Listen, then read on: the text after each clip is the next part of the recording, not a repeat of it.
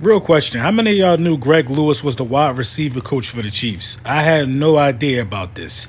But anyway, the Philadelphia Eagles plan on making some coaching announcements around the time after the Super Bowl, which leads me to believe that, some of these guys that's in the Super Bowl could be coming to the Philadelphia Eagles. Greg Lewis, he's with Andy. That's familiar to him. And the city of Philly is familiar to him. I would like Greg Lewis to come back in the same role, wide receiver coach, or maybe offensive coordinator. You never know what Greg Lewis been up to the whole time he been studying and learning under the Andy Reid tree. You know what I mean? It's a lot of coaches still out there available, man.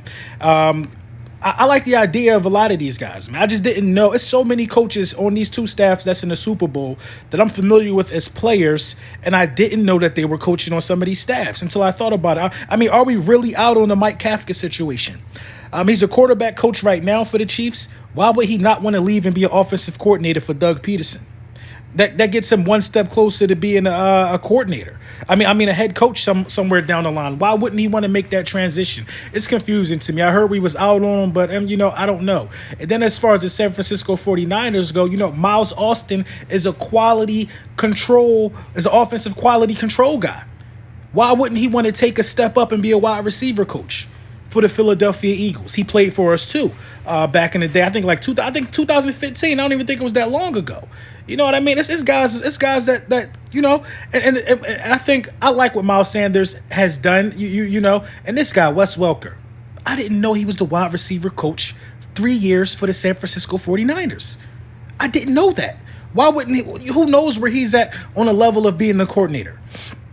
Wes Welker is a guy that I really like on this list because Wes Welker is a guy who gets it. Those wide receivers are running good routes.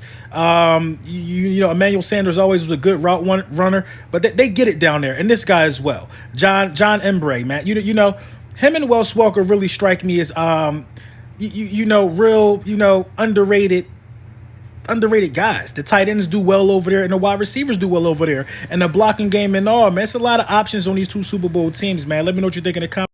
This is a very simple question. I'm going to ask two questions because I know y'all going to try to bend it. Is J.J. Arcega-Whiteside a bust? Now, I know we're going to think about this differently. I know when you hear this, you're going to say something like, well, it's too early. It's too early to say he's a bust. Well, is he productive? Is he productive? That's what football comes to. Are you productive? As far as the rookie wide receivers, there's one in Oakland who did okay. I can't remember his name. There's one in Pittsburgh who did okay. I can't remember these guys' names. You know why I can't remember their names? Because there's a lot of them who did good. A lot of them. Now, I know Slayton and I know Scary Terry. They in the division. Of course, you know about the DK Metcalfs, the Hollywood Browns. You know what I'm saying? Of course, you know about the other Brown in Tennessee. But you don't hear nothing about no goddamn Arcega-Whiteside. You don't. You don't. I'm not about to hold on to nobody and hold him in these high graces because of his draft, where he was drafted at, his draft placement. You know how many bums were drafted high in the draft and just didn't pan out? You got to set yourself up for the reality of that if you're the Philadelphia Eagles. You got to set yourself up for that reality because this is the harsh reality. He may not be what y'all want him to be. He had ample opportunity. Ample opportunity to take advantage of Deshaun Jackson being out, Alshon Jeffery being out, Nelson Agholor being out. He had more opportunity than a lot of these wide receivers who just outplayed them, period, did. He had more opportunity than a lot of those guys. And at the end of it, what he got to show for it? He didn't miss no significant time this year. What did he have to show for it? He played with Carson Wentz all 16 games. All 16 games. Didn't the guy in Tennessee, didn't he play with Mariota and Tannehill? Didn't Scary Terry play with two quarterbacks as well? Didn't Slayton play with two quarterbacks as well? I just don't want to hear it, man. I don't want to make no excuses for these guys. The dudes in Oakland was garbage. They rookie wide receiver found a way. How many quarterbacks? How many quarterbacks did the rookie wide receiver in Pittsburgh have to play with? I'm not making no excuses for Arcega-Whiteside. I'm not going to jump out the window and say he a bust, but at the end of the day, he's not productive. Why it wouldn't be crazy for the Philadelphia Eagles to draft a wide receiver in the first round. Now listen, this ain't no response to what nobody said or nothing like that. It's just a debate. It's just a talking point. Because when you say my name and say that I want to draft a wide receiver first in the draft, I assume that you watched the videos when I clearly made a video last week of saying we should draft a cornerback first.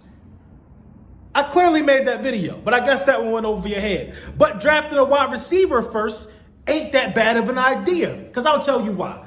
Alshon Jeffery is probably not going to play week 1. So if Alshon Jeffery don't play week 1, Deshaun Jackson should. If Deshaun Jackson played week 1, he'll be lining up next side of Arcega-Whiteside most likely, because Nelson Agholor will be gone. You don't know when you're going to see Alshon Jeffery again. Yeah, Greg Ward got some cohesion. Greg Ward is a guy that should still be around. He played well enough to be around. But you can't go into battle with somebody who, the last 5 games of the season, 6 games of the season, he was on the field for 70% of the snaps, man. 70% of the snaps, taking up valuable time. You want to know why we wouldn't have to get Robert Davis? Why we had to get bring Greg Ward up? It was somebody else we pulled up from the practice squad. We had to pull up 3 wide receivers from the practice squad, I think. The whole time Arcega-Whiteside was there. We had to pull up 3 wide receivers from the practice squad. I think Greg Ward's stats might be better than Arcega-Whiteside's. He played like 4 games. Come on, man. Make it make sense. Make it make sense. Drafting a wide receiver first in the draft for you, the Philadelphia Eagles, is not asinine. It's not. It actually makes perfect sense if you think about it. But you got room to look elsewhere, because the wide receiver, the drafts in the wide, it's too many wide receivers in the draft. So you got room to look elsewhere. But you better pick up 2 wide receivers, or you run the risk of putting Carson Wentz in the same situation. Guys go down and you out there with Arcega-Whiteside. Arcega-Whiteside. Imagine a team having Mac Hollins and Arcega-Whiteside. Buns on top of buns running around trying to catch passes. You better draft more than 1 wide receiver if you're the Eagles. And all you guys wishing for the Philadelphia Eagles to have a run, this run heavy power running. Who got that? What team got this power running system going on that I don't know about? What team? Tell me how the Chiefs going to come back down 24-0 against the Texans with a power run game. This ain't the 80s. This ain't 70s football. It ain't 70s football. In today's NFL, the number 1 offense, the number 1 passing attack don't make the playoffs all the time. 5,000-yard passing quarterbacks don't make the playoffs. The Cowboys was one of the best offenses in the league, didn't make the playoffs. Jameis Winston threw for 5,000 passing yards, didn't make the playoffs. It's just the wild, wild west. That's what the NFL is on the offensive side of the ball. Listen, you don't move up in the draft to get a quarterback named Carson Wentz. You don't move up in the draft to get a quarterback named Carson Wentz to make him throw in between the numbers. He only had to do that because he didn't have a competent deep threat. And you know, Eagle Speed says that, you know, Nick Foles was Nelson Agholor was more productive with Nick Foles.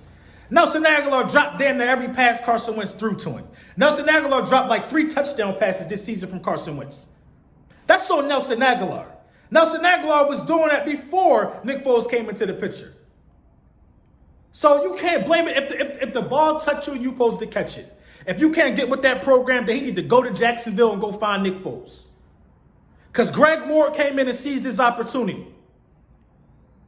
That's all Arcega-Whiteside had to do. Make a name for himself as a rookie. So if you want to ask me if Arcega-Whiteside is a bust, he's looking like a bust right now. Right now, I will say Arcega-Whiteside is a bust. What do Arcega-Whiteside got to do next season? He'll probably be the number 3, number 4 wide receiver on the roster next season. He need to have at least 35 catches. That ain't just nothing. Get at least 35 catches. At least 35 catches. His route running is so bad, he was only able to be targeted 12 times.